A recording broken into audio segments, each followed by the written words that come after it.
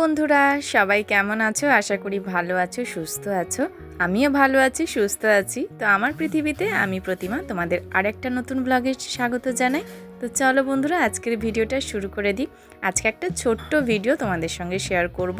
তো আজকে আমার হঠাৎ করে মনে হলো যে শাড়ি টাড়ি সবই কেনা হয়ে গেছে, কিন্তু একটা পেটিকোট নেই বা সায়া নেই।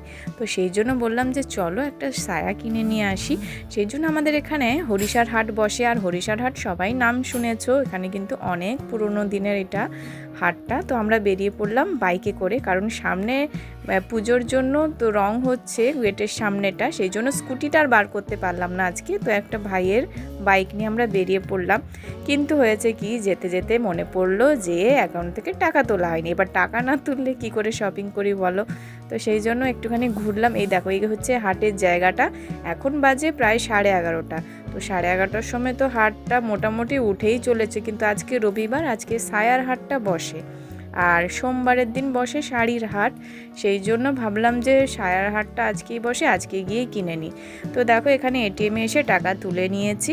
তারপরে এলাম এই দাদাটার কাছে, যেখানে জামা কিছু ফিটিংস করতে দিয়েছিলাম। কটা ব্লাউজ ছিল যেগুলো বড় হয়ে গেছিলো, মানে লুজ হয়ে গেছিলো, সেগুলো ফিটিংস করতে দিয়েছি। একটুখানি অপেক্ষা করলাম, দিয়ে গেছিলাম কাল রাতের বেলা, কিন্তু করে রাখেনি। দেখো এখন বের করেছে, তো বললো যে একটু দাঁড়াও, আমি এক্ষুনি করে দিচ্ছি।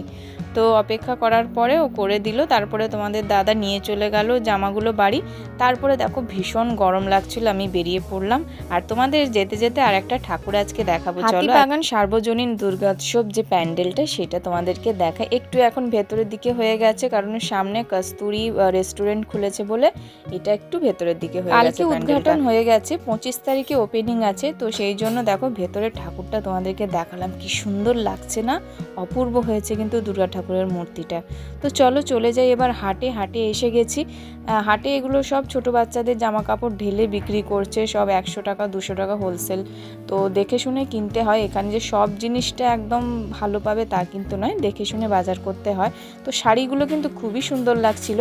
এই এক কালারের শাড়িগুলো আমার বেশ পছন্দ হচ্ছিল, কিন্তু আজকে শাড়ির হাট নয় বলে কয়েকটা দোকান আছে। এবার কালকে মানে সোমবার এলে, ভোরবেলা এলে দেখতে পাবে প্রচুর প্রচুর শাড়ির দোকান। এই ভেতরে কিন্তু শাড়ির হাটটা বসে।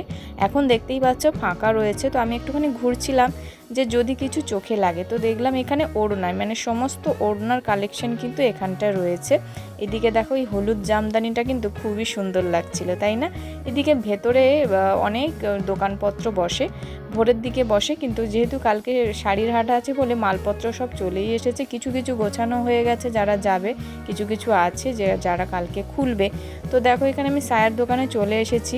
তো সায়ার দোকানে এই যে চিকনকারের সায়া, এটা দেখো খুব সুন্দর লাগছিল। তো এই কাকুটা সায়া নিয়েই বসে, 12 মাসই সায়া নিয়ে বসে। তো ভাবলাম যে এই দুটো কালার আমার পছন্দ হয়েছে, দুটোই নিয়ে নিই। দুটো সায়া যে কোনো শাড়ির সঙ্গে পরাই যায়, সাদা তো সবার সঙ্গে পরা যায়, লালেরও কিন্তু দরকার হয় শাড়ির সঙ্গে।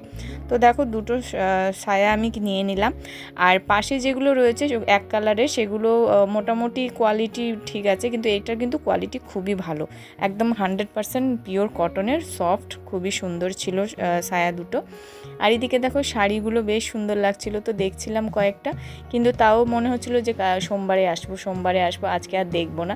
এই শাড়িগুলো আবার এই যে সুতোগুলো দেখছো, এগুলো কিন্তু উঠে যায়, এরকম আগেও অনেক পরেছি। তো সেই জন্য এগুলো আর দেখলাম না।